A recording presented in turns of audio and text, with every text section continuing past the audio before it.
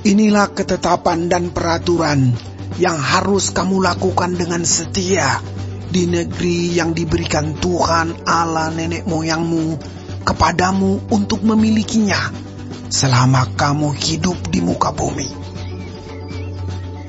Kamu harus memusnahkan sama sekali segala tempat di mana bangsa-bangsa yang daerahnya kamu duduki itu beribadah kepada Allah mereka, yakni di gunung-gunung yang tinggi, di bukit-bukit, dan di bawah setiap pohon yang rimbun. Mezbah mereka kamu harus robohkan. Tugu-tugu berhala mereka kamu remukan. Tiang-tiang berhala mereka kamu bakar habis. Patung-patung Allah mereka kamu hancurkan. Dan nama mereka kamu hapuskan dari tempat itu. Jangan kamu berbuat seperti itu terhadap Tuhan Allahmu. Tetapi tempat yang akan dipilih Tuhan Allahmu dari segala sukumu sebagai kediamannya untuk menegakkan namanya di sana, tempat itulah harus kamu cari dan kesanalah harus kamu pergi. Kesanalah harus kamu bawa korban bakaran dan korban sembelihanmu, persembahan persepuluhanmu dan persembahan khususmu, korban nasarmu dan korban sukarelamu, anak-anak sulung lembu sapimu dan kambing dombamu.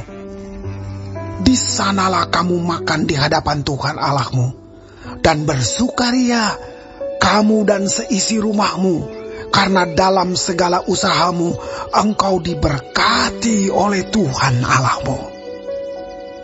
Jangan kamu melakukan apapun yang kita lakukan di sini sekarang, yakni masing-masing berbuat segala sesuatu yang dipandangnya benar.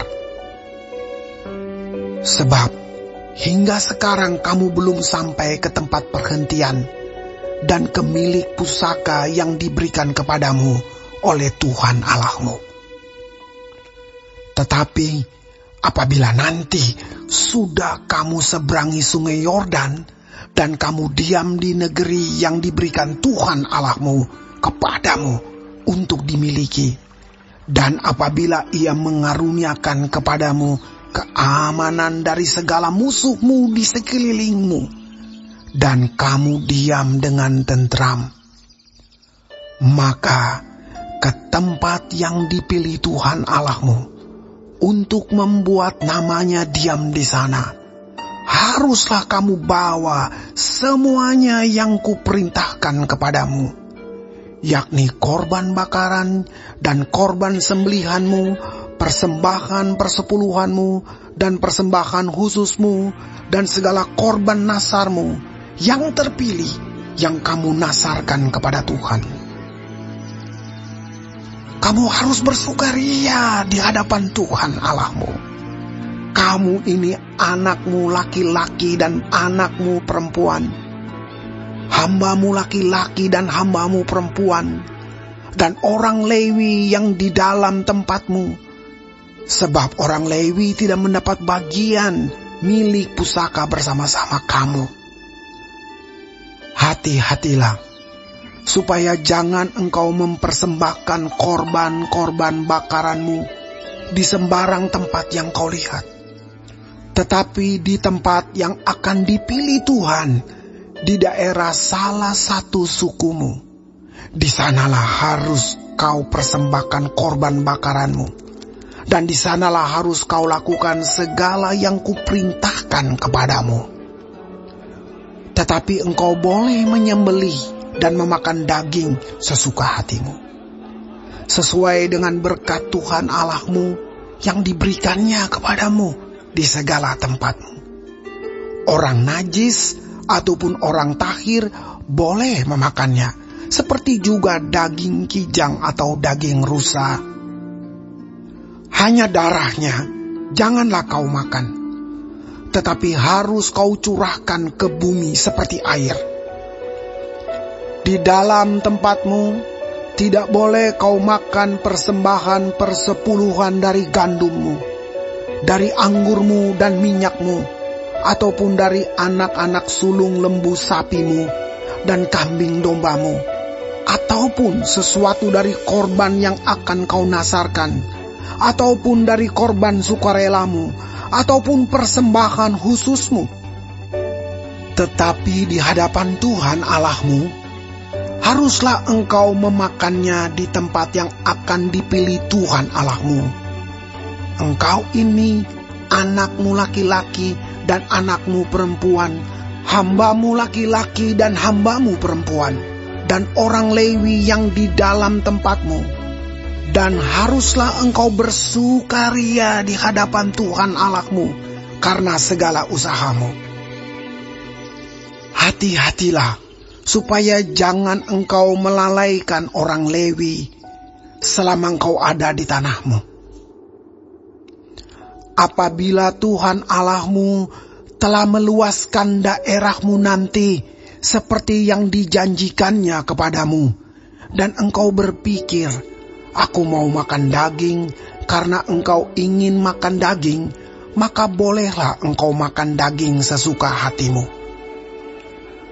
Apabila tempat yang akan dipilih Tuhan Allahmu untuk menegakkan namanya di sana terlalu jauh dari tempatmu, maka engkau boleh menyembelih dari lembu sapimu dan kambing dombamu yang diberikan Tuhan kepadamu, seperti yang kuperintahkan kepadamu, dan memakan dagingnya di tempatmu sesuka hatimu. Tetapi engkau harus memakan dagingnya seperti memakan daging kijang atau daging rusa.